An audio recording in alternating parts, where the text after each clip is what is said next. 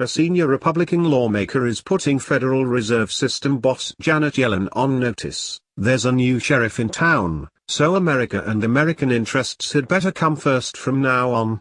Citing the victory of President Donald Trump, Congressman Patrick McHenry, RNC, the vice chairman of the powerful House Financial Services Committee, sent a letter to Yellen demanding an end to secretive negotiations with unaccountable foreign entities plotting to impose ever more burdensome regulations on Americans.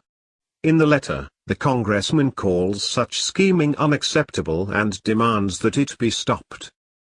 Whether knowingly or not, Representative McHenry's letter took aim at a number of crucial globalist schemes aimed at enabling dangerous banking practices and bringing about what establishment types refer to as their new international economic order. Among other globalist forums and schemes, the congressman specifically cites the Financial Stability Board, or FSB, which brings together policymakers from the world's most powerful governments, dictatorships, and central banks to develop international financial regulations under the guise of stability. Also targeted were the Basel Committee on Banking and Supervision, as well as the International Association of Insurance Supervisors. The one-page document is short and to the point. I am writing regarding the Federal Reserve's continued participation in international forums on financial regulation, explains the introduction to McHenry's January 31 letter to Fed Chair Yellen. Despite the clear message delivered by President Donald Trump in prioritizing America's interest in international negotiations, it appears that the Federal Reserve continues negotiating international regulatory standards for financial institutions among global bureaucrats in foreign lands without transparency, accountability, or the authority to do so. This is unacceptable, continued the congressman, one of the most powerful Republicans in the House of Representatives. The letter goes on to explain that continued participation in the dizzying array of international regulatory forums, all of which operate outside the purview and oversight of the American people's elected representatives, must be predicated on achieving the objectives set by the new Trump administration.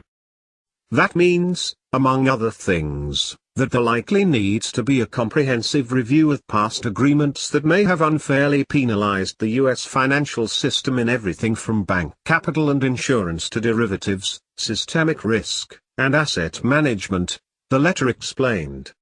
The secretive structures of these international forums must also be re-evaluated, the congressman said. Separately, Trump is calling for a review of a broad array of globalist treaties and conventions to see whether they serve America's interests. In the letter, McHenry also blasted the process by which the globalists' schemes have been imposed on Americans without their consent or participation. Agreements like the Basel II Accords were negotiated and agreed to by the Federal Reserve with little notice to the American public, and were the result of an opaque decision-making process, he wrote. The international standards were then turned into domestic regulations that forced American firms of various sizes to substantially raise their capital requirements, leading to slower economic growth here in America. But now, the president is a man who has a long history of questioning the Fed, exposing its manipulations of the economy, calling for transparency at the secrecy-obsessed institution, and even touting a sound monetary system based on gold rather than debt-based fiat currency conjured out of thin air by central bankers. And all of that means things are going to change at the Federal Reserve, which, as the New American has documented, has long been manipulating markets, destroying the US dollar's purchasing power, showering trillions of American dollars on foreign mega-banks, cronies, and monetary authorities with no oversight, and all sorts of other obscene behavior. McHenry's letter to Yellen suggests that all of that is going to change under President Trump and the GOP-controlled Congress. It is incumbent upon all regulators to support the U.S. economy, and scrutinize international agreements that are killing American jobs, he wrote.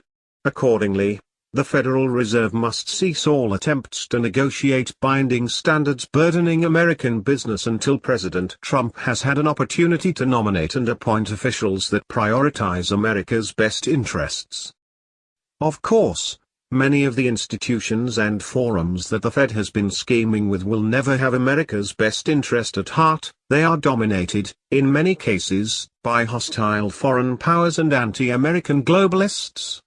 In fact, after more than 100 years of destroying the value of the dollar and pumping American wealth to the establishment via economic manipulations, it is clear that the Fed itself was not created with America's best interests in mind, either. That the cartel of mega bankers behind the Fed had to meet in secret at Jekyll Island to create the scheme and hatch the plan to impose it on Americans by deception also speaks volumes. But in recent years, the globalists and mega bankers responsible for the 2007 to 2008 economic crisis have exploited the disaster they unleashed to further globalize their control. The FSB, mentioned in McHenry's letter, provides a good case study in all of it. Hatched at the 2009 G20 summit, the board is the Frankenstein creation of the Group of 20, or G20, which includes the mass-murdering communist Chinese dictatorship, Vladimir Putin's Kremlin, and a number of other socialist and Islamist regimes. The Obama administration helped too. The board itself, meanwhile, has been dominated by top mega bankers, including more than a few from vampire squid Goldman Sachs. The purpose is to develop transnational globalist regulation, all of it outside the purview of Congress. The FSB Secretariat is located at the Basel, Switzerland, headquarters of the secretive Bank for International Settlements, BIS, with its officials also dominating the FSB leadership. The BIS, of course, is composed of the topmost too-big-to-fail tier of bankers, the plundering criminal class most responsible for the monetary policies that have produced the bubbles and busts that are recavating our global financial system, destroying the middle classes, and transferring colossal sums and assets from the many to the few, explained TNA senior editor William F. Jasper in a 2015 article exposing the plot to turn the IMF into a global version of the Federal Reserve, calling the FSB regulatory regime a prime example of giving the foxes the key to the chicken coop. More insight on the BIS was provided by Georgetown University historian and Professor Carol Quigley, an establishment insider who served as President Bill Clinton's mentor, in his 1966 book Tragedy and Hope, A History of the World in Our Time.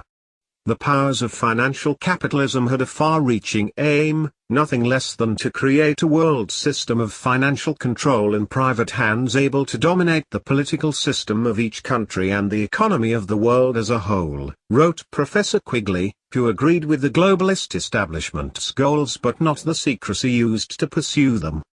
Then the historian, who was given access to the establishment's papers, lets the cat out of the bag on where the decisions will be made, highlighting the enormity of the issue addressed by McHenry 50 years later in his letter. This system was to be controlled in a feudalist fashion by the central banks of the world acting in concert by secret agreements arrived at infrequent private meetings and conferences, Quigley wrote. The apex of the system was to be the Bank for International Settlements in Basel, Switzerland, a private bank owned and controlled by the world's central banks which were themselves private corporations. Analysts outside the establishment's propaganda apparatus offered insight into the developments. Mike Shedlock, an investment advisor representative for Sitka Pacific Capital Management, confidently predicted that Yellen would not last 4 years. The Fed's ability to conduct secret deals just ended, he explained, adding that the Audit the Fed initiative working its way through Congress is likely on deck. Analysts at the market-oriented Daily Bell, meanwhile, suggested that Trump probably did not disagree with the letter, even though it did not come from the White House and even though Trump's Treasury Secretary, a Goldman Sachs insider, has not joined the transparency bandwagon. Trump understands that he needs to end the Fed if he wants the nation to truly become healthier, the Daily Bell explained. But he may settle for controlling the Fed for his own purposes. That would be too bad. Still, Trump is likely to rein in the Fed, whether or not an audit, aimed at eventually ending the Fed by exposing its machinations to the public, ever comes about. Unsurprisingly, The globalist establishment and the out-of-control megabanks are unhappy with the fresh scrutiny on the central bank. The Fed has apparently received the letter and is planning a response, according to a statement by a Fed spokesman quoted in media reports. Dutch bank ING boss Ralph Hammers, though, complained to the Financial Times that we don't know the position of the Americans anymore and that not knowing the position of Trump and the US government produces uncertainty. Everyday citizens, of course, are constantly living under the uncertainty imposed on them by the privately owned central banks. How fast will inflation destroy savings? How much funny money will be printed today?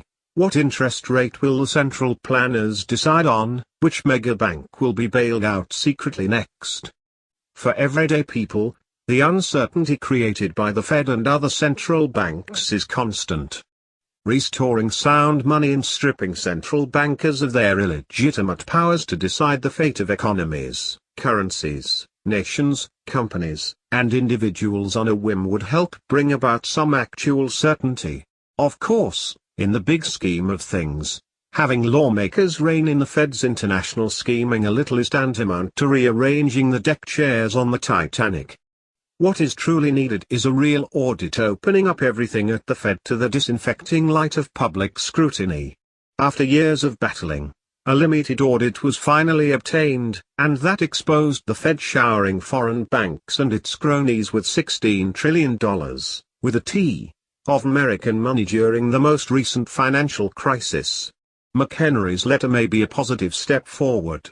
But it is time for real transparency, followed by a robust debate on how best to restore an honest monetary system for the United States.